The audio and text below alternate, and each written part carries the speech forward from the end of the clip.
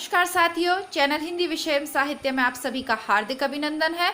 और अब हम शुरू करने जा रहे हैं हिंदी के नेट परीक्षा के पुराने हल प्रश्न पत्र की सीरीज। इसके अंतर्गत हम 1500 से लेके 2000 तक की संख्या में प्रश्नों को यहाँ सॉल्व करेंगे। यह इसका दूसरा वीडियो है। इससे पहले एक वीडियो मैं अपलोड कर चुकी हूँ जिसके अंतर्गत हमने 110 महत्वपूर्ण प्रश्नों को सॉल्व किया था। यदि अभी तक आपने वो वीडियो नहीं देखा है तो आपको प्लेलिस्ट बनी हुई है नेट परीक्षा के पुराने प्रश्न पत्र, वहाँ पर वीडियो नंबर 1 आप देख लीजिएगा, 110 प्रश्न वाला, तो वो आपको सॉल्व करना है। उसके बाद यह आज हमारा दूसरा वीडियो है। इसके अंतर्गत हम 2006 के दोनों प्रश्न पत्र करेंगे, यानी कि कुल 70 प्रश्न आज के वीडियो में हम यहाँ सॉल्व करेंगे। बहुत कुछ हम अपने चैनल पर निरंतर पढ़ रहे हैं, जिसके अंतर्गत हमारी इकाई 2 नेट परीक्षा की हिंदी साहित्य के इतिहास पढ़ चुके हैं।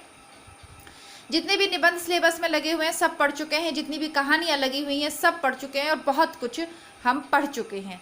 अब यदि समय पर पढ़े हुए का दोहरान नहीं किया जाए, रिवाइज नहीं किया जाए पढ़े हुए को, तो होता क्या है, धीरे धीरे हम भूलने लगते हैं। और इसीलिए ऐसा होता है कि बहुत कुछ पढ़ने के बाद 8-8, 10-10 घंटे मेहनत करने के बाद भी नेट परीक्षा में हम उतना अच्छा प्रदर्शन नहीं कर सकते। मेरा नेट परीक्षा से तात्पर्य किसी भी परीक्षा से है, मतलब कोई भी प्रतियोगी परीक्षा हो, अगर आप पढ़े हुए का रिवीजन नहीं करेंगे तो आप उतना अच्छा प्रदर्शन परीक्षा में नहीं कर पाएंगे। दूसरा, पुराने प्रश्न पत्र के माध्यम से आप मूल्यांकन कर सकते हैं कि आपने कितना पढ़ा और आपकी तैयारी किस स्तर की है। ठीक है, सरल शब्दों में तो कहूँ तो आप कितने पानी में हैं, ये आप पुराने प्रश्न पत्रों को हल करके जान सकते हैं। कैसे? जैसे कि आज के वीडियो के अंतर्गत जब हम 70 प्रश्न सॉल्व करेंगे तो आप ईमानदारी पूर्वक यह स्वयं का मूल्यांकन कीजिएगा, और यदि आपको अच्छा लगे तो आप कमेंट बॉक्स में भी मुझे लिख के बता सकते हैं कि इसमें से कितने प्रश्न आपके सही हुए। ठीक है, इसीलिए पूरी सीरीज मैं करवा रही हूँ। यहाँ से लेके 2019 दिसंबर 2019 तक के जितने भी प्रश्न पत्र हैं हम सॉल्व करेंगे। बहुत से लोगों के मन में ये शंका होगी कि इतने पुराने प्रश्न पत्र से प्रश्न क्यों पूछे जाएंगे, तो मैं आपको क्लियर कर दूँ कि हिंदी का सिलेबस जो तब था वही अब है। एक आध दो टॉपिक नए जोड़ दिए हैं, उससे कोई फर्क नहीं पड़ता। हिंदी साहित्य का इतिहास लिखा जा चुका है, वही प्रश्न बार बार रिपीट होते रहते हैं, थोड़े बहुत अंतर के साथ। क्या अंतर होता है, किस प्रकार प्रश्न पूछे जाते हैं, इन सभी सवालों के जवाब वीडियो को जब हम शुरू करेंगे उसके बीच में मिलते रहेंगे। आइए शुरू करते हैं आज की हमारी ये महत्वपूर्ण सीरीज नेट परीक्षा के पुराने पेपर। 50 प्रश्न में से 35 जून 2006 के सॉल्व करेंगे, और इसी प्रकार दिसंबर 2006 के भी हम 35 ही प्रश्न सॉल्व करेंगे। स्थापना एवं तर्क के जो प्रश्न हैं उनकी अलग से प्लेलिस्ट बनी हुई है, वहाँ पे उनका तरीका बताया हुआ है, वहाँ जाके देख लें। और क्रमानुसार वाले भी मैं शीघ्र ही अपलोड कर दूंगी। यह जो प्रश्न मैं सॉल्व कराने जा रही हूँ, यह TGT, PGT, असिस्टेंट प्रोफेसर या कोई भी प्रतियोगी परीक्षा जिसमें हिंदी विषय का चुनाव आपने विषय के रूप में किया है उसके लिए इम्पॉर्टेंट है। तो ये ऐसा नहीं है कि सिर्फ नेट के परीक्षार्थी ही इनको सॉल्व करें, जितने भी हिंदी साहित्य से परीक्षा देने वाले परीक्षार्थी, ये प्रश्न सभी के लिए। आइए समय को व्यर्थ ना करते हुए शुरू करते हैं हमारा आज का पहला प्रश्न। खड़ी बोली का प्रयोग सबसे पहले किस पुस्तक में हुआ? भक्ति सागर, सुख सागर, काव्य सागर और प्रेम सागर। तो सबसे पहले प्रेम सागर को लिखा था लल्लू लाल जी ने खड़ी बोली में। एक अन्य और कवि हैं ब्रज रत्न दास जी, इनकी भी पुस्तक का नाम है प्रेम सागर। यदि आप गूगल पे सर्च करेंगे तो वो भी मिल जाएगी, लेकिन वह एक धार्मिक पुस्तक है।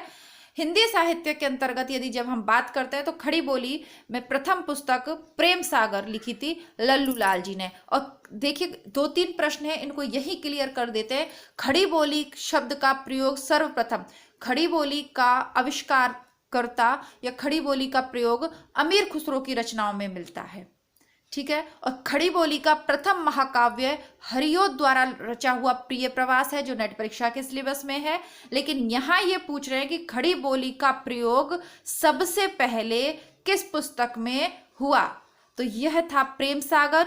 आधुनिक काल जब मैंने आपको पढ़ाया था हिंदी साहित्य की सरल पुस्तक के अंतर्गत, तो वहाँ 18 या 19 नंबर का वीडियो था, जो कि आधुनिक काल को शुरू करने से पहले मैंने फोर्ट विलियम कॉलेज और उसके जो प्राध्यापक थे उनके विषय में आपको बताया था। तो उसी के अंतर्गत हमने प्रेम सागर, सुख सागर, इन सब के विषय में चर्चा की थी, है ना। सुख सागर है सदा सुखलाल की, तो इसी में मैंने आपको यह बताया था। जितना भी हमने उस पुस्तक में पढ़ा है, छोटी सी पुस्तक है वो, लेकिन बहुत ही रामबाण पुस्तक मैं उसे कहूंगी नेट परीक्षा की दृष्टि से। उससे बाहर शायद ही कोई प्रश्न अभी तक पूछा गया हो। मैं कथन और पंक्तियों की बात नहीं कर रही हूँ, बाकी सामान्य जो प्रश्न है। भारतीय भाषाओं को भारतीय संविधान की किस सूची में शामिल किया गया? तो हम सभी जानते हैं 8वीं सूची में। पुष्टि मार्ग का आधार ग्रंथ कौन सा है? तो पुष्टि मार्ग का आधार ग्रंथ है श्रीमद् भागवत। ठीक है, और इसके पुष्टि मार्ग के प्रवर्तक हैं बल्लभाचार्य, हम सभी जानते हैं। और जो सूरदास जी थे, अष्टछाप के कवि थे सूरदास जी, उनकी जो रचना है भ्रमर गीत सार, वह श्रीमद् भागवत के दशम स्कंद पर आधारित है। यह प्रश्न भी बार बार पूछा जाता है। तो इससे बनने वाले जितने भी 3-4 प्रश्न हैं उसको मैंने आपको यहीं क्लियर कर दिया है। मैं ऑप्शन पढ़ के आपको इसलिए नहीं सुना रही हूं क्योंकि हम यहाँ आंसर की चेक नहीं कर रहे हैं कि सारे ऑप्शंस पढ़ें। हम सिर्फ प्रश्न पढ़ेंगे, उसका उत्तर देखेंगे ताकि हमारा अच्छे से रिवीजन हो जाए। और प्रश्न पढ़ते ही यदि आपके माइंड में उसका उत्तर क्लिक होता है तो इसका मतलब आपको वो प्रश्न आता है। और यदि आपको उसके लिए ऑप्शंस ढूंढने पड़ रहे हैं तो फिर आपकी तैयारी में थोड़ी सी कमी है। अपनी तैयारी को और सुदृढ़ कीजिए, क्योंकि नेट परीक्षा में सबसे मुश्किल टास्क यही है कि जो उसमें जो टाइम है ना, उस टाइम लिमिट में उतने प्रश्नों को सॉल्व करना कंप्यूटर स्क्रीन पे, ये भी एक अपने आप में चुनौती है। बहुत कुछ आते हुए भी अगर आप जल्दी प्रश्नों को सॉल्व नहीं कर पाते तो भी पेपर छूट जाएगा। आइए बढ़ते हैं आगे। हिंदी साहित्य के आदिकाल का अभिनव जयदेव किसे कहा जाता है? तो जो विद्यापति जी हैं हिंदी साहित्य के, तो उनको अभिनव जयदेव की संज्ञा दी जाती है। क्यों? क्योंकि जयदेव का जो काव्य है गीत गोविंद, जो उनकी जो रचना है गीत गोविंद, उसमें जो प्रवृत्ति है उसी का अनुकरण बताया जाता है विद्यापति की पदावली को। विद्यापति की जो पदावली है वह मैथिली भाषा में रची हुई इनकी सर्वश्रेष्ठ रचना है। तो उसकी रचना इन्होंने जयदेव की गीत गोविंद के आधार पर की थी, उसी के जैसी बिल्कुल है। तो इसीलिए इनको अभिनव जयदेव हिंदी साहित्य का कहा जाता है। बाकी तो ये चंद्रवरदाई जगनी के तो रासो ग्रंथों के रचयिता हैं। चक्र का चक्का हो जाना किस ध्वनि प्रवृत्ति का उदाहरण है? समीकरण। ग्रिम नियम किस भाषा की ध्वनियों से संबंधित है? जर्मन, फ्रेंच, रूसी और हिंदी। तो ग्रिम नियम जर्मन भाषा की ध्वनियों से संबंधित है, हिंदी में ऐसा कोई नियम होता नहीं है। कृष्ण गीतावली किसकी रचना है? तो इसको देख के आपको कंफ्यूज नहीं होना है कि कृष्ण का नाम आते ही आप सूरदास और मीराबाई और रसखान पर जाएंगे। नहीं, यहाँ पे थोड़ा सा घुमा नहीं दिया है। प्रश्न तो सीधा पूछा है, लेकिन पेपर में जल्दबाजी में कृष्ण का नाम आते ही हम कृष्ण भक्ति शाखा के कवियों पे ध्यान केंद्रित करेंगे और तुलसीदास को छोड़ देंगे, ये सोच के कि ये राम भक्ति शाखा के कवि है। लेकिन ध्यान दीजिएगा, कृष्ण गीतावली के रचयिता तुलसीदास हैं। आवत जात पनैया टूटी विसर गयो हरि नाम, यह पंक्ति किस कवि की है? तो ये कुंभन दास जी की है। जब अकबर ने उनको फतेहपुर सीकरी अपनी राजधानी आने के लिए आमंत्रित किया, तो भक्ति काल का कोई भी जो कवि है वो कभी भी अकबर के दरबार में गया ही नहीं, 1-2 को छोड़ के। तो कुंभन दास ने यह कहा था कि संतन को कहा सीकरी सो काम, आवत जावत पनैया टूटी विसर गयो हरि नाम। तो ये कुंभन दास जी की पंक्तियां हैं, अष्टछाप के कवि हैं। कुंदन को रंग फीको लगे झलके अति अंगन चारू गोराई, यह पंक्ति किस कवि की है? तो यह पंक्तियां मतीराम की हैं और उन्होंने राधा के रूप का जो गोरापन है, राधा के रंग का, उसको आधार मानकर यह पंक्तियां लिखी हैं कि उसके आगे सोने का रंग भी फीका लगता है। इतनी उनके अंगों में से सुंदरताई, चारुताई यानी सुंदरताई झलक रही है, कैसी गोराई, गोरे रंग की। ठीक है, तो ये मतीराम की पंक्तियां हैं।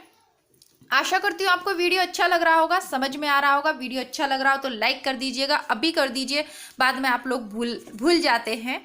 और इस नए YouTube चैनल पे ये जो हमारा परिवार है, इसमें आप सभी लोगों का सहयोग बहुत आवश्यक है। ये सहयोग आपको किसी धनराशि के रूप में मुझे नहीं देना है, बल्कि एक छोटा सा जो लाइक का बटन बना हुआ है ऊपर की तरफ जिसमें थंब है, वो दबा दीजिए, उसे ब्लू कलर का कर दीजिए और आपका सहयोग मुझ तक पहुँच जाएगा। ठीक है, तंत्रीनाद कवित रस सरस राग रतिरंग, अनबूढ़े बूढ़े तिरे जे बूढ़े सब अंग, इस दोहे में कौन सा अलंकार है? तो यह जो दोहा है ये बिहारी जी का है और इसमें विरोधाभास है। कैसे? कि जो इसमें डूब जाता है वो तो तिर जाता है। ठीक है, तंत्रीनाद कवित रस, तंत्रीनाद जो होता है ना, जिसे सुनकर हिरण बेहोश हो जाता है ना, एक तंत्र मतलब भाव विहल हो जाता है, वो बेसुध हो जाता है और उसमें तीर लग जाता है, तो वो वाला तंत्रीनाद कवित्र रस, कविता का जो रस है, सरस राग रति रंग, और रति यानी जो प्रेम का रंग है, इसमें अनबूढ़े बूढ़े तेरे, जो अनबूढ़े जो डूब जाता है वो तो तिर जाता है, जे बूढ़े सब अंग, ठीक है, जो सारे अंगों सहित इसमें जो डूब जाता है वही तिर जाता है। तो ये कैसे होगा, ये तो विरोधाभास वाली बात हो गई ना, कि डूब रहा है वही तिर रहा है, जो डूबेगा वो तो नीचे की तरफ जाएगा, लेकिन इसमें कवि कह रहा है कि वो ऊपर की तरफ आता है, जो कविता में आनंद लेता है उसका मन आनंद की उमंग होता है ना, ऊपर की तरफ बढ़ता है, प्रेम में भी वो उदात्त की भावना को ग्रहण करता है। तो विरोधाभास अलंकार है कुल मिलाकर। हिम किरीटिनी किसकी रचना है, तो माखनलाल चतुर्वेदी जी की रचना है हिम किरीटिनी। यह 1943 में लिखी गई थी और इस रचना के लिए माखनलाल चतुर्वेदी जी को देव पुरस्कार से पुरस्कृत किया गया था। इन्हीं की एक दूसरी रचना है हिमतरंगिणी, जो 1944 में लिखी गई थी और उसके लिए साहित्य अकादमी पुरस्कार मिला था। दोनों ही रचनाएं बार बार पूछी जाती हैं, विशेषतः इनकी हिमतरंगिणी पूछी जाती है, जो कि साहित्य अकादमी पुरस्कार से सम्मानित है, 1944 में लिखी गई है।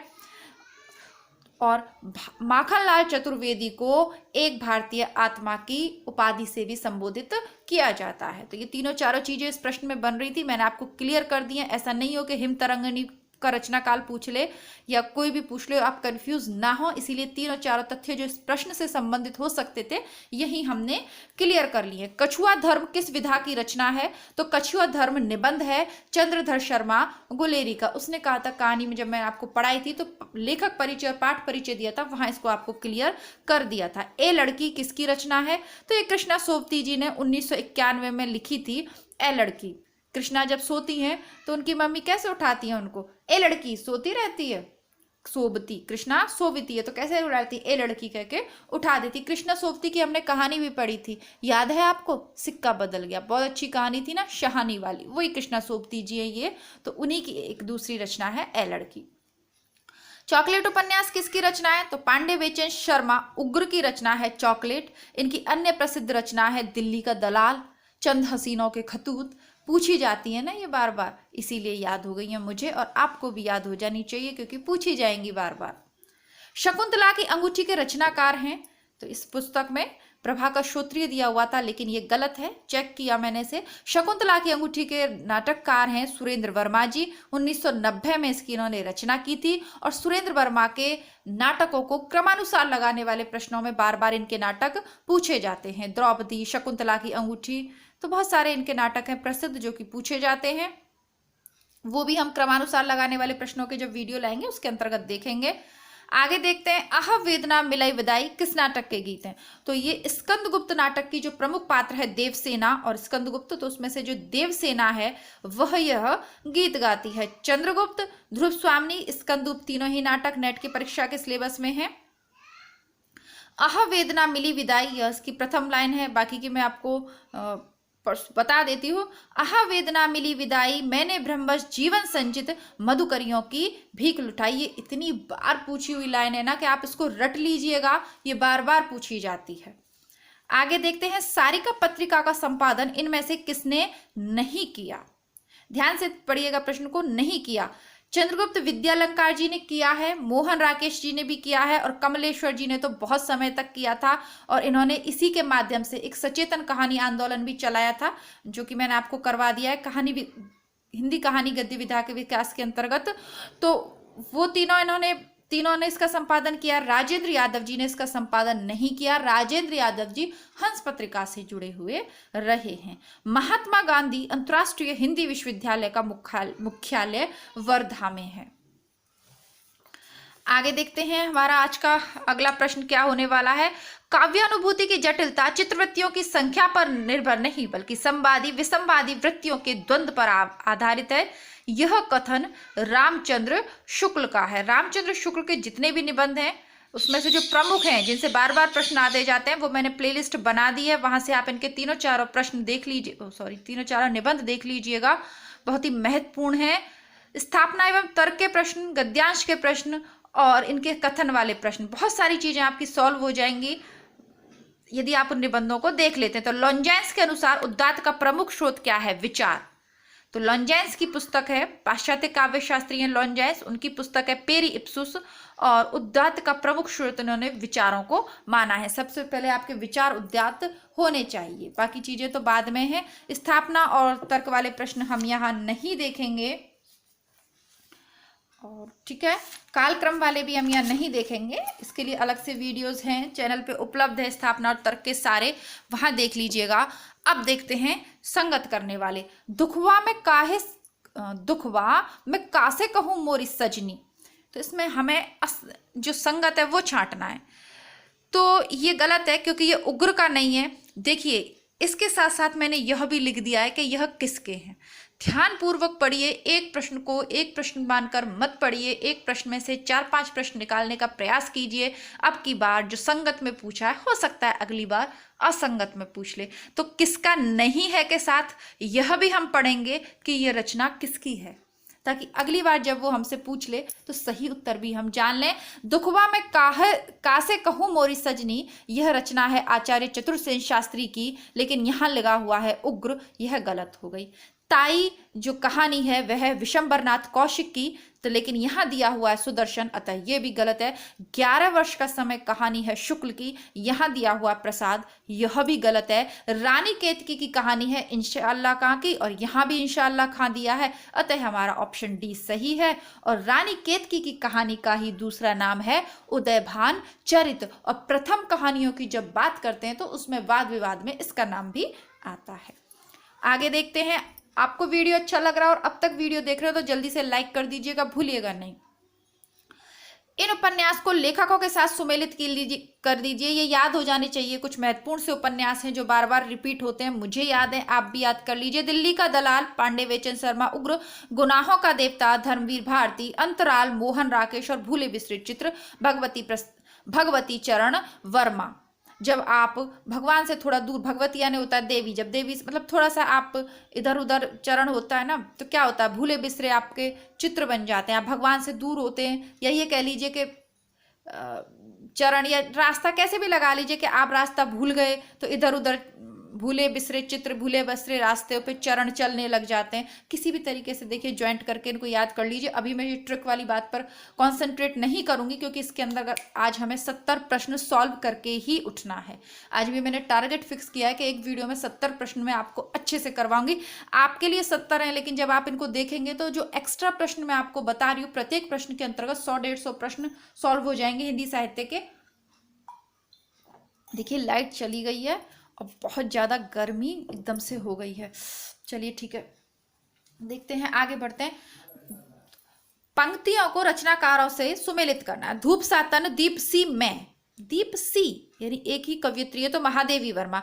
मधुप गुनगुना कर कह जाता प्रसाद, स्नेह निर्जर बह गया है, निराला की है। हाय मृत्यु का ऐसा अमर अपार्थिव पूजन, पंत की जो है ताज कविता, उसमें से ये लिखा हुआ है। पंत की कविता है ताज, उसमें से लिया हुआ है हाय मृत्यु का ऐसा अमर अपार्थिव पूजन। और निराला की जो कविता है नवगीत, उससे लिया गया है स्नेह निर्झर बह गया। बार बार पूछी जा रही हैं, इनको अच्छे से आपको कंठस्थ कर लेना है, चाहे तो आप एक पेपर पे अलग से लिख भी सकते हैं, और ये आपके सिलेबस में भी लगी हुई हैं। आगे देखते हैं। बाला बोधनी, यह थी भारतेंदु हरिश्चंद्र की बालिकाओं को लेकर जो लगी हुई थी पत्रिका, लिखी थी इन्होंने वह। हंस का संबंध प्रेमचंद से है, और इसी से संबंधित प्रश्न दिसंबर 2019 का जो पेपर हुआ उसमें पूछा हुआ है। हंस और प्रेमचंद से रिलेटेड पेपर देख लीजिएगा। और इसके बाद है प्रतीक, तो प्रतीक जो आगे की महत्वपूर्ण पत्रिका है सभी जानते हैं। और कल्पना का इससे पूर्व 2004 के प्रश्न पत्र में भी इसका उल्लेख हुआ था, वहां मैंने आपको गलत बता दिया, मतलब मैंने गलत नहीं बता दिया था, इस परीक्षा में जहां से मैं आपको पेपर सॉल्व कर रही हूँ वहां पे ये गलत लिखा हुआ था कि इलाहाबाद से प्रकाशित होती है, तो मैंने वहां पे भी आपको बता दिया। और इससे संबंधित है बद्री विशाल पित्ती। तो कल्पना पत्रिका प्रकाशित होती थी हैदराबाद से, और इसके जो प्रमुख प्रधान संपादक थे वो आयेंद्र शर्मा थे, लेकिन बद्री विशाल पित्ती यह भी लंबे समय तक जुड़े रहे। तो आपने यदि 2004 वाला देखा है प्रश्न पत्र पहला वाला 110 को, तो उसको आप आसानी से कर ले जाएंगे। अब देखते हैं महत्वपूर्ण रचनाएं। मृगावती, मृग क्या करते हैं? कौतुक करते हैं। कहाँ करते हैं? वन में करते हैं। तो कुतुबन मधुमालती मंजन करती हैं, तो मंजन कवि। आखिरी कलाम लेते जायसी, मेरा आखिरी सलाम लेते जायसी, तो ये जायसी की रचना होगी। और अनुराग बांसुरी कौन बनाएगा भाई? अनुराग बांसुरी कौन बजाएगा? नूर मोहम्मद जी अनुराग बांसुरी बजाएंगे। जब अनुराग की बांसुरी, अनुराग यानी होता है प्रेम, जब प्रेम की बंसी सा जाती है ना, नूर ही नूर फैल जाता है, गाना है ना, तो आप तुम आ गए हो नूर आ गया है, ऐसे एक गाना भी है ना। अच्छे से यार इंजॉय करते हुए पढ़िए। आप लोग पता नहीं इतना सीरियस होके क्या पढ़ते हो हिंदी साहित्य में, इतना इंटरेस्टिंग सब्जेक्ट है यार, इतने अच्छे अच्छे गाने हैं, सबको इंटरेस्ट के साथ पढ़िए, जोड़ लीजिए किसी भी चीज़ को किसी भी साथ। अच्छा है कि किसी गाने वाने के साथ जोड़ के पढ़ें, अच्छा रहेगा, मूड भी फ्रेश रहेगा, याद भी हो जाएगा। जल्दी से देखते हैं। बांगरू का क्षेत्र है रोहतक, भोजपुरी बोली जाती है छपरा में, कुमायूनी पहाड़ी बोली है तो अल्मोड़ा में बोली जाएगी, और खड़ी बोली मेरठ में बोली जाती है। याद कर लीजिएगा, खड़ी बोली मेरठ और कुमायूनी अल्मोड़ा, दो भी याद कर लोगे, बहुत सारे प्रश्न सॉल्व हो जाएंगे, बार बार रिपीट होती हैं। भाई गर्मी बहुत विकट पड़ रही है। आपका बंटी जल्दी से बता दीजिए। मनु भंडारी, जिन्होंने भी नहीं पढ़ा है चैनल पे, आपका बंटी पूरा प्लेलिस्ट में उपलब्ध है, जाके जल्दी से पढ़ लीजिएगा इसको, बहुत ही इंटरेस्टिंग रचना है। 55 खंबे लाल दीवारें, उषा प्रियमवदा है ना, उषा बहुत प्रियमवदा, बहुत प्रिय बोलती हैं। क्या कहती हैं कि मेरे घर में कितने खम्भे? 55 खम्भे। और दीवारें कैसे कलर की है? लाल कलर की। बहुत मीठा मीठा बोलते हो उषा में, क्या बता रही है? प्रियमवदा, प्रिय बोलने वाली उषा क्या कहती है कि मेरे घर में 55 खम्भे और लाल दीवारें। आवा है चित्रा मुदगल का, और बेघर किसका है? ममता कालिया का। ये उपन्यास है इनके।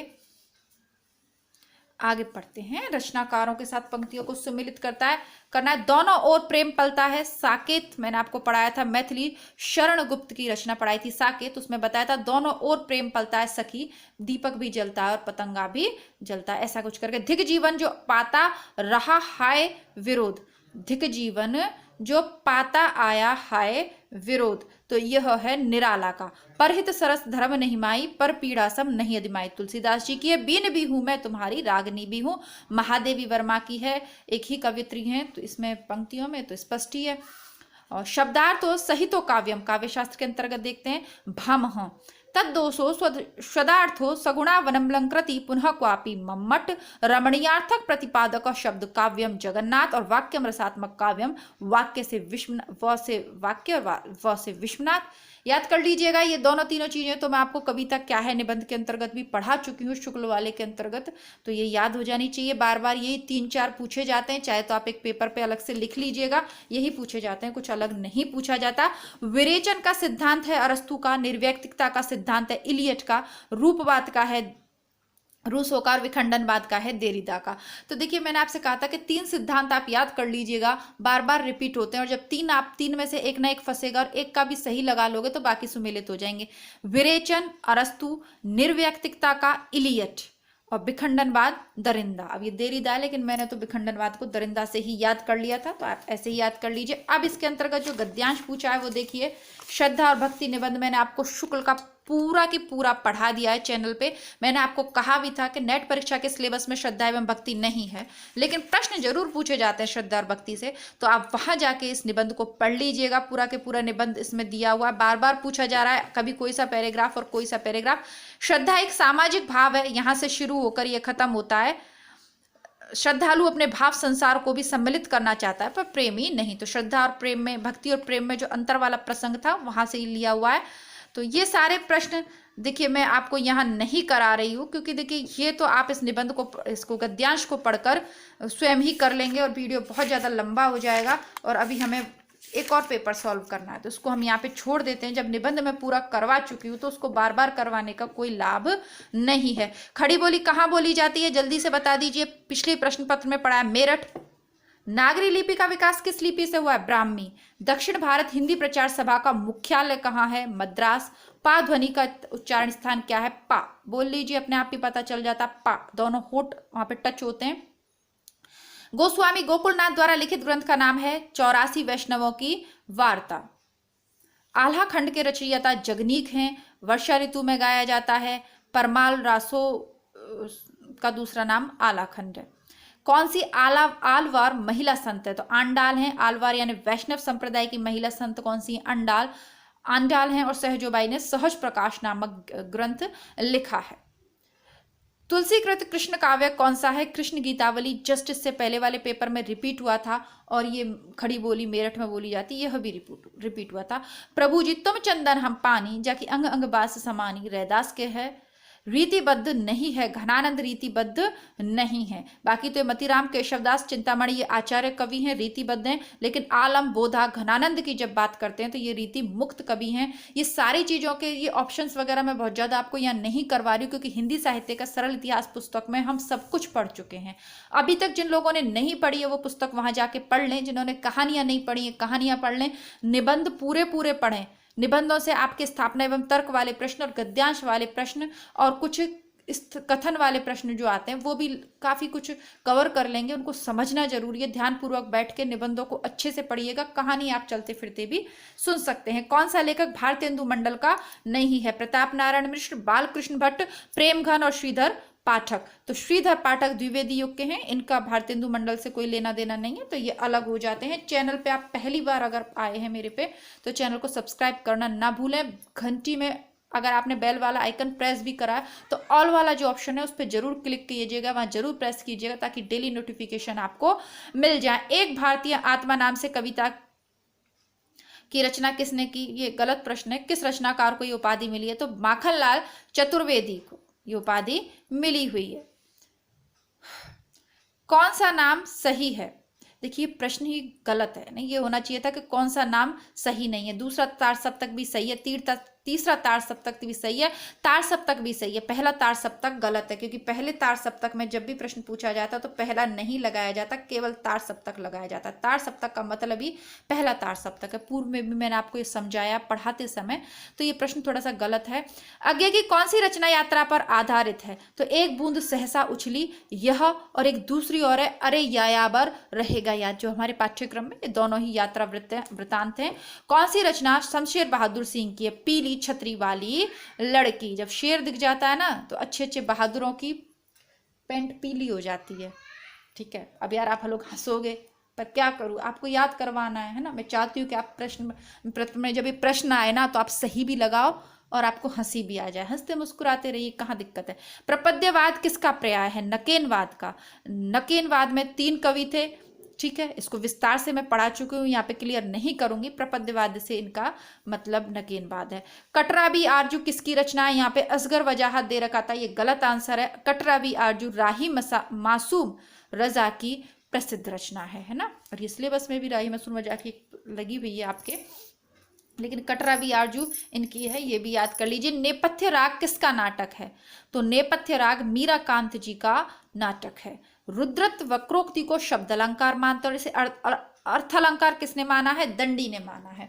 साहित्य शास्त्र में आपको पढ़ाऊंगी ना तो ये सारी चीजें उसमें मैं आपको करवा दूंगी। अगर आपको नहीं आती है तो चिंता करने की आवश्यकता बिल्कुल भी नहीं है आपको, मैं हूं ना।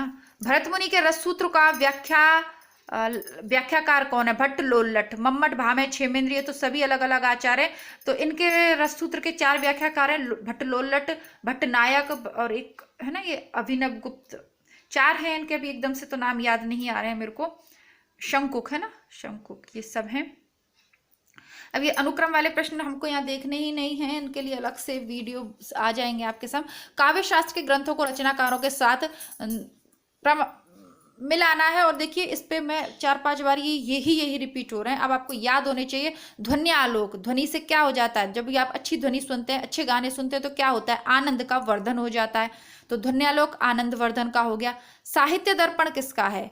आचार्य विश्वनाथ का है ना। तो ये जो है ना भगवान जो होते हैं ना वो सारी दुनिया को दर्पण दिखाते हैं ना, भले बुरे सारे कर्मों को देखे और दिखाए, है ना। तो ये गाना है ना, तो बस भले बुरे सारे कर्मों को देखे और कौन दिखाए? किसके माध्यम से देखते हो आप? दर्पण के माध्यम से देखते हो। तो विश्व का जो नाथ है, भगवान है, वो सबको दर्पण दिखाता रहता है। रस गंगाधर किसकी कृति है? तो रस गंगाधर जगन्नाथ जी की कृति है। काव्य प्रकाश किसकी कृति है? काव्य प्रकाश मम्मट की कृति है।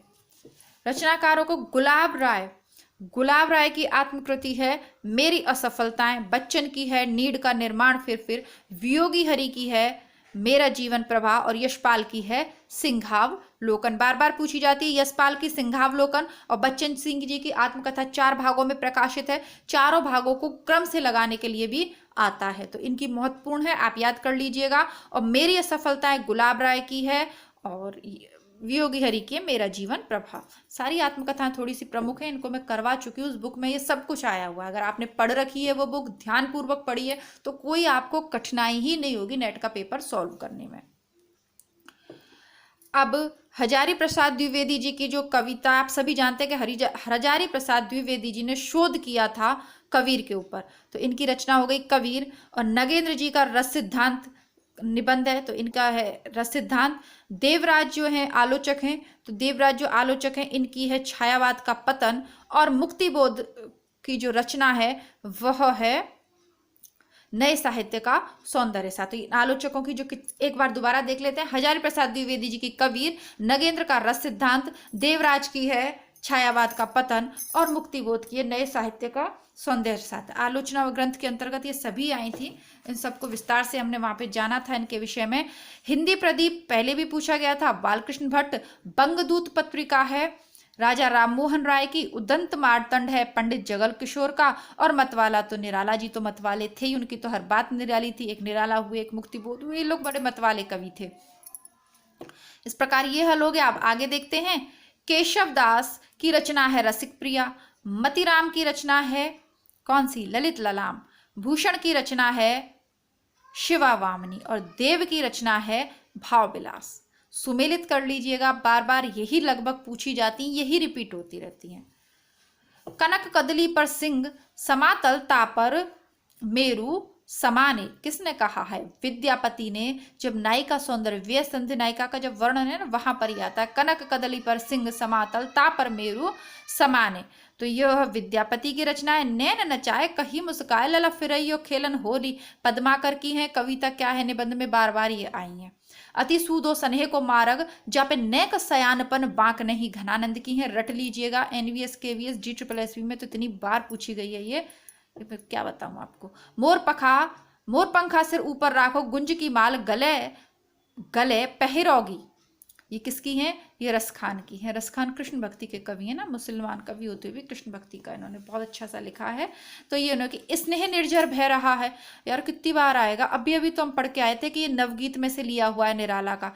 ओ वरुणा की शांत कछार प्रसाद का है। सखी वे मुझसे कहकर जाते, मैथिली शरणगुप्त की यशोधरा का है। दिवस का अवसान समीपता, हरियोध की प्रिय प्रवास का है। स्कंदगुप्त नाटक का जो पात्र है वह है प्रपंच बुद्धि। कोणार्क का पात्र है विषु। आषाढ़ का एक दिन का पात्र है विलोम। और सूर्य की पहली किरण से अंतिम किरण तक का पात्र है दंडायन। ठीक है, इस प्रकार सुमेलित कर लीजिएगा। जैनेन्द्र की जो रचना है वह है मुक्तिबोध। निर्मल वर्मा की रचना है वे दिन। ओम प्रकाश वाल्मीकि की रचना है झूठन। और प्रभा खेतान की रचना है आओ पे घर चलें। ठीक है। सुमित्रा नंदन पंत की जो रचना है इसको देखते हैं एक बार। स्वर्णधूली। जयशंकर प्रसाद की जो रचना है वह है लहर। निराला की रचना है निराला की रचना है अर्चना। और हरिवंश राय बच्चन की रचना है एकांत संगीत। एक बार चेक कर लेते हैं सही सही बताया या कहीं मैं भी भूल गई हूं। हाँ, सुमित्रानंदन पंत की स्वर्णधूली, जयशंकर प्रसाद की लहर, निराला की अर्चना और हरिवंश राय बच्चन की एकांत संगीत। में भी आपके साथ साथ याद कर लेती हूँ, है ना, फिर अगले पेपर में ज़्यादा दिमाग नहीं लगाना पड़ेगा, फट से आपको बता दूंगी। अब देखिए ये स्थापना तर्कवाद है, रहस्यवाद तो इनका शुक्ल का निबंध है। काव्य में रहस्यवाद। आगे है साधारणीकरण, तो इनका रस सिद्धांत वाला साधारणीकरण वाला है। कला सौंदर्य का विधान करती है। कविता में असुंदर कुरूप, ये सब हम कविता क्या है निबंध के अंतर्गत देखिए पढ़ चुके हैं। जैसा कि मैंने आपसे कहा था, आप उस निबंध को जब पढ़ लोगे ना, बहुत सारे प्रश्न यूं ही सॉल्व हो जाएंगे आपके स्थापना और तर्क वाले। कोई नहीं बताएगा आपको जब स्थापना और तर्क वाले प्रश्न कैसे सॉल्व करने, ये आप किसी से भी पूछोगे ना, वो कहेगा कि यार इसके लिए आपको पढ़ना पड़ेगा, आप तब कर पाएंगे। अरे यार ये तो सबको पता है कि पढ़ना क्या है, प्रश्न तो नहीं, ये सबको पता है कि पढ़ना पड़ेगा, लेकिन प्रश्न तो ये है ना कि क्या पढ़ना है। तो मैं आपको बता रही हूँ ना, शुक्ल के निबंध पढ़ डालिए। आप ज़्यादा नहीं पढ़ पाओ तो प्लेलिस्ट बनी हुई है, उसमें 3-4 महत्वपूर्ण है, इतने भी पढ़ लो ना, बहुत कुछ सॉल्व कर ले जाओगे यार। गद्यांश तो गलत होने से रहा, उसको पढ़ने के बाद इतना सरल सरल मैंने आपको समझाया है। और जो लोग पढ़ रहे हैं उन लोगों से पूछ लीजिएगा, काफ़ी कुछ है। देखिए, जो नहीं पढ़ा है ना उसके लिए हाय हाय मत करिए, जितना पढ़, देखिए मैं थोड़ा सा ना अपनी वाली भाषा में आपसे बात करती हूँ, तो आप थोड़ा सा इसको इग्नोर कीजिएगा। हाय हाय से मेरा मतलब उसके लिए चिंतित मत होइए, जितना पढ़ रखा है ना उसका इतना रिवीजन कर डाल, मतलब उसको ऐसे कंठस्थ कर लो कि उसमें से प्रश्न गलत नहीं हो। इतनी अच्छी सी सरल सी बुक पढ़ा दी मैंने आपको, वो रट लीजिए, पुराने पेपर कर लीजिए, निबंध पढ़ लीजिए, काफ़ी है, बहुत कुछ है रे यार, बहुत कुछ कर लेंगे आप। इतना भी अगर याद हो जाएगा ना तो जो बचा है वो आपके लिए ईजी हो जाएगा। अब देखते हैं गद्यांश। तो गद्यांश पूछा गया था भाव व मनोविकार, छोटा सा निबंध है, 15-20 मिनट का, प्लेलिस्ट है शुक्ल की, उसमें मिल जाएगा। जैसा मैंने आपको कहा गद्यांश और स्थापना तर्क वाले तो आप शुक्ल के निबंधों से कर ले जाओगे। पढ़ डालिएगा निबंध, गलती कर रहे हो अभी तक नहीं पढ़े हो तुरंत ही आज से शुरू कर दीजिएगा। थोड़ा थोड़ा पढ़िएगा लेकिन समझ समझ के पढ़िएगा निबंधों को। भाव और मनोविकार वाला निबंध है, पढ़ाया था तब। ये वाली जो लाइन है कि शासन की पहुंच निवृत्ति और प्रवृत्ति की बाहरी व्यवस्था तक होती है, स्थापना एवं तर्क के प्रश्नों में भी आपको मिल जाएगी। प्लेलिस्ट बनी हुई है, वहाँ पे भी पूछी हुई है, यहाँ पे भी पूछी हुई है। और मैंने जब निबंध पढ़ाया था 15-20 मिनट का छोटा सा निबंध, वहाँ भी हाईलाइटर से हाईलाइट करके बताया था कि ये पूछा गया पुराने पेपर में। अब मैं यहाँ देखिए आपको ये पढ़ के बार बार नहीं सुनाऊंगी क्योंकि ये सब विस्तार से पढ़ चुके हैं ना, तो बार बार पढ़ने का मेरा मन नहीं है। और मन नहीं है क्या, इसको फायदा भी नहीं है ना, जब आप लोग निबंध समझ में आ रहा है और अब इतने बड़े हैं कि ये इसको पढ़ने के बाद आसानी से इन प्रश्नों के उत्तर हम दे लेंगे। अब बता मैं इसलिए रही हूँ ताकि आप लोगों के ये जो प्रश्न होते हैं ना कि गद्यांश कहाँ से आते हैं, इनको मैं प्रमाण के साथ आपको बता रही हूँ कि भाव व मनोविकार में से ये आए। पहले मैं खुद देखती हूँ, मुझे ये तो ध्यान रह जाता है कि ये मैंने पढ़ाया है, लेकिन कभी कभी माइंड से क्लिक हो जाती है चीज़ के यार ये कौन से वाले निबंध में आया था, तो मैंने खुद देखती हूँ वीडियोस को, बहुत सारी मेहनत मैं आपके लिए करती हूँ, उसके बाद मैं आपको ये पेपर सॉल्व करवा रही हूँ। बहुत जगह से आप ये पेपर सॉल्व कर सकते हैं, मार्केट में बहुत आसानी से बुक्स मिलती हैं जहाँ से आप ये पेपर सॉल्व कर सकते हैं। लेकिन मैं बता दूँ साथियों आपको कि वो जो किताबें हैं, जो गाइड हैं, उसमें इतना मिसप्रिंट है। एक तो एक पूरी की पूरी किताब मैं लाई थी इनकी, मैंने शायद पहले वाले वीडियो में आपको दिखाई होगी, यूट्यूब पे आपको कोई नहीं दिखाएगा पर मैंने दिखा दी। इतनी गलत उसमें प्रश्नों के उत्तर दिए ना कि मेरा सिर घूम गया उसको उठा के कि यार ये किसने छाप के रख दी बच्चों का भविष्य बर्बाद करने के लिए। सच्ची बता रही हूँ, मैं किसी लायक नहीं हूँ, नहीं मैं केस कर दूँ ऐसे लोगों पे, सिर्फ बेहुदे लोगों पे। बताओ, उसमें एक पेपर में 50 प्रश्नों में से कम 30 प्रश्नों के उत्तर गलत है ना। लेकिन अगर मैं लायक हो गई ना, वास्तव में कर दूंगी उसके ऊपर, सच्ची बता रही हूँ। और ये वाली जो बुक है काफ़ी अच्छे प्रकाशन की है जो मैं आपको करवा रही हूँ, लेकिन इसमें भी गलतियाँ हैं, इसीलिए मैं आपको जो गलतियाँ हैं उनको सुधारते हुए करवाती हूँ। बहुत सारे लोगों को इससे प्रॉब्लम हो सकती है कि ऑप्शंस क्यों नहीं पढ़ते। अगर मैं ऑप्शंस पढ़ने लगूंगी ना तो जहाँ ज़रूरी है मैं वहाँ पढ़ती हूँ, ठीक है। आप लोग अभी नए नए पढ़ रहे हो और मैं ये सब मतलब मेरी जानकारी में है, तो मैं अनुभव द्वारा मैं जो आपको करा रही हूँ, जितना मुझसे गलती भी होती है ना तो मैं उसे सुधार करके कमेंट बॉक्स में लिख देती हूँ, ठीक है। तो प्लीज़ आप पढ़िए, उस वीडियो को अधिक से अधिक अपने मित्रों के साथ शेयर कीजिए। अगर आप first grade second grade RPSC first grade second grade के लिए तैयारी कर रहे हैं तो भी ये वीडियो आपके लिए है। आपके अगर केवीएस एनबीएस DSSS की तैयारी कर रहे हैं तो भी वीडियो आपके लिए। नेट असिस्टेंट प्रोफेसर या हिंदी साहित्य से किसी भी प्रतियोगी परीक्षा की तैयारी कर रहे हो, ये वीडियो आपके लिए। से शेयर कीजिए, लाइक कीजिए। अगर आप आगे भी इस तरीके के प्रश्न पत्र सॉल्व करना चाहते हैं मेरे साथ तो कमेंट बॉक्स में मुझे लिखिएगा, अपनी राय ज़रूर देते रहिए, प्लेलिस्ट चेक करते रहिए, निरंतर पढ़ते रहिए, प्रतिदिन कमेंट के माध्यम से अपने विचार व्यक्त करते रहिए। मिलती हूँ कल दोबारा कुछ अच्छा लेकर, तब तक के लिए नमस्कार, धन्यवाद, जय हिंद।